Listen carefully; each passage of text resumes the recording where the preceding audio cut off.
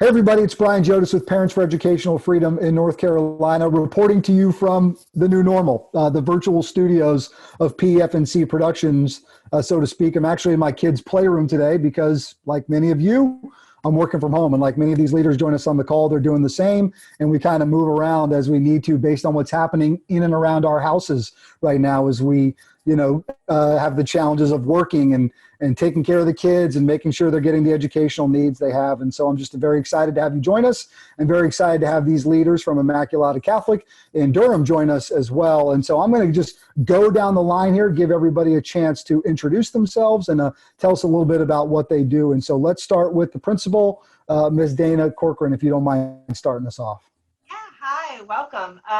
My name is Dana Corcoran. I am the preschool director and principal of our K-8 school at Immaculata, and this is my 11th year. Beautiful. Thank you so much, Dana. Kara Ragusa is next up on my list that I can see on my screen here. Hey, Kara, how you doing? Good. How are you? Great. Tell us what you do at Immaculata. I am the director of communications, and I'm also a parent of two students in first and third grade. I'm Pat Kurtz, and I'm one of the assistant principals here at Immaculata in charge of curriculum and instruction. Hi, my name is Desiree Corlich, and I'm the Director of Educational Technology at Immaculata. I'm a parent of 3 children, where my last is in 8th grade at Immaculata this year.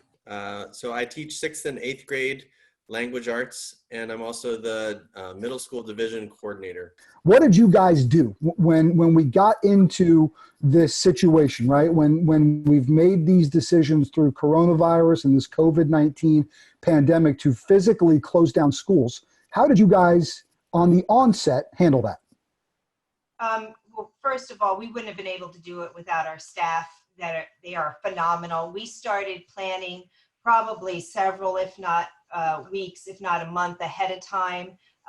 Mr. Kurtz was really great about being forward thinking, about starting to talk to our staffs about making sure that they were planning, that they were gathering ideas, that they started to think about what it might look like if we had to switch over. We did several in-services, faculty meetings to talk about that.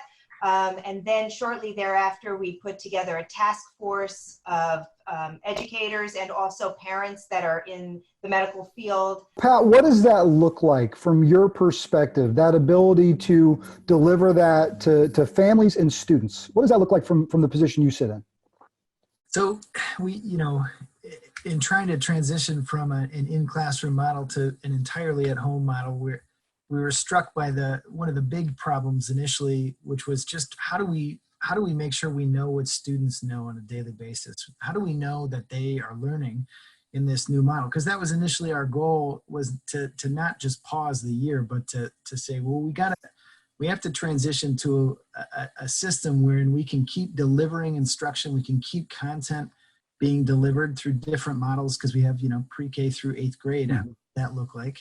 And then starting to think about, well, if we're going to be able to deliver content somehow, we're going to use some kind of video, ways to assign work, ways to assign practice, whether that be online programs or packets that teachers were scrambling to send home before this started. And then finally, like, how are we going to get some work back from students efficiently? We've had teachers kind of heroically trying to collect stuff via email. And that's just so hard to do, to organize that kind of thing. So we've been turning to systems, some of which were already in place, some of which we're adding kind of ad hoc and on the fly, and using sort of technical systems that we can progress monitor students' work at a distance. Desiree, from where you sit as a director of educational technologies, were you like, okay, let's do it? There's got to be some nervousness, right? So talk to us a little bit about it. It's funny because a lot of the stuff that we're implementing in 2 weeks was my 1 to 2 year plan. So we're just doing it on super speed, which has been great. So I think at first it was just trying to get everybody comfortable with learning how to communicate through teleconferencing, since we were not used to that as well. Once we got that up and running, it was then trying to figure out, how do they communicate with your students, and how can you do that effectively through technology? And different types of technology. We have the face-to-face meetings. We have the make the video of your content, or even just a good morning meeting, something that was familiar in the classroom already that students were used to. And so basically I tell people we went from an in-school situation to almost an online school in a matter of 2 weeks. It is challenging enough to educate and get middle schoolers to focus on the task at hand. Talk to me a little bit about the challenges and how you guys have embraced it, and maybe how you've seen the kids, if not physically being around them, stepping up to the challenges. Well, luckily, a lot of the things that we're asking them to do, they're actually really excited to do, right? You mean we're going to have more screen time? Oh, all right. That sounds great. You mean we're going to get to see each other over video and have a chat bar and as part of our classes where we can communicate with each other and with the teacher, and we're going to get to put in emojis and GIFs as part of our conversation, which we're already so very used to doing? That sounds wonderful. So the challenge of getting them to do the work and participate hasn't, that for me, and I think for my students, hasn't been like getting them to adjust to this new normal. That I think hasn't been nearly so much of the hurdle as just finding out just exactly what a online asynchronous classroom looks like, and starting to understand, okay, so how do we operate within that to continue to deliver high quality instruction? Kara, for you to be in the position of, working at the school, also having children there, just talk to me just a little bit, and younger kids at that, talk to me just a little bit about what that journey has been like and how you're working to balance that. I think there are a lot of parents in very similar scenarios. So for your personal family, how are you guys balancing it, and how are you working with the kids at home to make sure they're still getting that instruction they need? I'm in a unique situation, having the knowledge of what's going on at school and then also being on the receiving end. And as the person who pushes out the communications for the whole school, I do see a lot of what each teacher is doing. But then at home, it obviously is, I don't want to say a struggle, but we're balancing a lot. My husband also works full time. 2 days ago, he was on 7 back-to-back conference calls. So, that day he was not of any help and instruction with the children.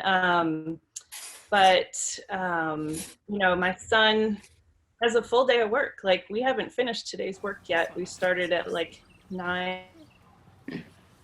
We're doing bits and pieces. My daughter has special needs, so trying to figure out how to adapt the curriculum that she's given. So it's just a lot of coordination. I went out, I bought a whiteboard, and every day I list out what we're going to do that day in order. I don't put times next to it because, we'll get it done when we get it done. But just to give us some sort of schedule to look at. If you had to look into the future, 3 months, even a year down the road, how do you think this has changed us? As a school, I think it's given us a lot more of an opportunity to find gifts that we maybe haven't given ourselves time to explore. Like Desiree was saying, these things were definitely on my radar, but nowhere near in this time frame, right? And then it also has given me the chance, like the middle school teachers have taken to emailing in their gratitudes for the day. So every day someone will post something, sometimes multiple things, of what they're grateful for in the experience of being home with their families and still being a part of a school that really has a high expectation of itself, and that we can make it through this, and that we can be great at what we do. Leaders, just incredibly grateful for your time this afternoon, grateful for what you're doing for your students at your school, grateful for that you have the ability to be flexible and to be able to make those decisions and provide the education that those kids need there, and that their families know they're getting what they need. So thankful for you. And if anybody would like more about our organization, Parents for Educational Freedom, it's at pefnc.org. Thanks a lot and have a great day.